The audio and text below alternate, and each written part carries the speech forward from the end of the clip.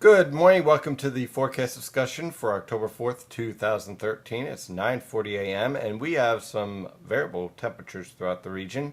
We have upper 50s to lower 60s over Connecticut, should I say, with dew points in the lower 50s. Meanwhile, as you move over the New York City metropolitan area, temperatures range from the mid 60s to upper 60s, dew points in the lower 60s, and in the Philadelphia metropolitan area, we're in the upper 60s approaching 70 degrees with dew points in the lower to mid 60s. Clearly, we have a warm front over the Philadelphia New York City metropolitan area with variable cloud cover. As you head south of the warm front, skies are generally clear. Along and to the north of the cold front, cloud cover is variable to overcast. As you move towards northeastern Pennsylvania, that's going to be our cool spot where temperatures are going to struggle in the upper 60s to lower 70s. Over the New York City metropolitan area, up towards northeastern Pennsylvania, look for lower to mid 70s. Now, if that warm front nudges a little bit further north, portions like Newark, for example, possibly Staten Island, could push into the mid to upper 70s as that more tropical air mass gets into the region. And then in the Philadelphia metropolitan area and central and southern New Jersey, look for temperatures in the upper 70s to lower 80s with high levels of humidity. It's going to feel rather tropical out there. And with those tropical conditions, we're going to be dealing with a few isolated showers and even an isolated thunderstorm along and to the south of this warm front boundary. Now, you can clearly see the difference in the air mass here. To the north of the warm front, we have basically very dry air, dew points below the 60s. And then to the south of the warm front, we have a very tropical air mass in place.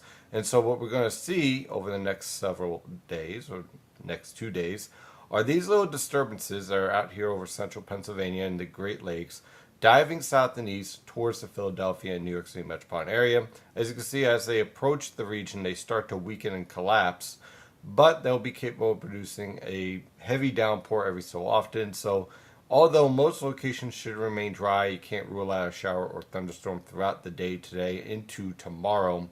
And these tropical showers, with all this moisture in the atmosphere, will be capable of producing visibility falling below 2 miles and major ponding on the roadways. So in short, it's not going to be fun if you get trapped in one of those showers.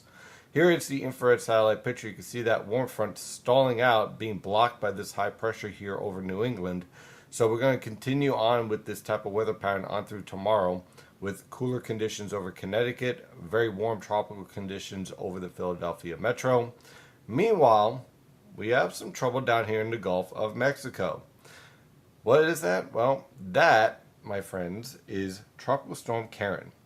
Karen currently, as of 8 a.m., has winds of 60 miles per hour, has a pressure of 1,003 millibars, moderately strong tropical storm. It's moving to the north-northwest at around 10 miles per hour, and it's located 275 miles from the mouth of the Mississippi River. Now, here's the center. Here's all the thunderstorms. Why am I pointing this out? Well, I was discussing this with premium members the past 2 days, and basically what we have here is a tropical storm with the brunt of the storm is on the eastern side of this storm, and that's really important to take into consideration because as Karen starts to move more north and northeast towards the mouth of the Mississippi, I think the brunt of this storm is going to miss Louisiana, especially as you move away from the Panhandle out here, the portions of New Orleans out here.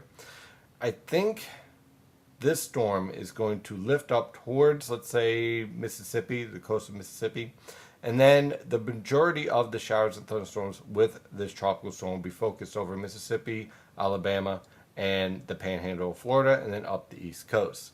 So why is this setting up like this? Well, the reason why is because we have strong winds aloft. Now, here's the water vapor satellite picture. What you have here is a lot of dry air over the western Gulf Coast via our upper level ridge. Now, that upper level ridge is going to give way to this deep trough right here, and you can see it has a pretty strong southwesterly flow. So it's starting to increase and keeping the majority of the convection on the eastern side of the circulation here. And what's going to happen is that this trough is going to pick up the moisture from this tropical storm, force it up towards Mississippi, and then up the East Coast. And as it's doing so, it's going to take all that tropical moisture and send it right towards the Philadelphia and New York City metropolitan area for what looks to be a rather rainy night on Monday into Tuesday morning. How much rain? I'm thinking anywhere from 1 to 3 inches. I think there could be some orographic lifting over eastern Pennsylvania. Watch out for that. It could lead to some localized flash flooding. In short, it's going to be a very wet and ugly night on Monday night with the very heavy downpours.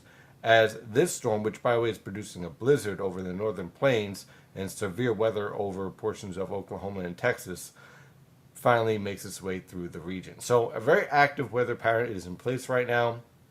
I think Karen, again, for the most part, most of Louisiana is going to miss the brunt of this storm. But if you're in, let's say, right along the immediate coast of the eastern and central Gulf Coast, you might want to watch out for this tropical storm because it's going to produce, at the very least, some very heavy rains and some strong winds.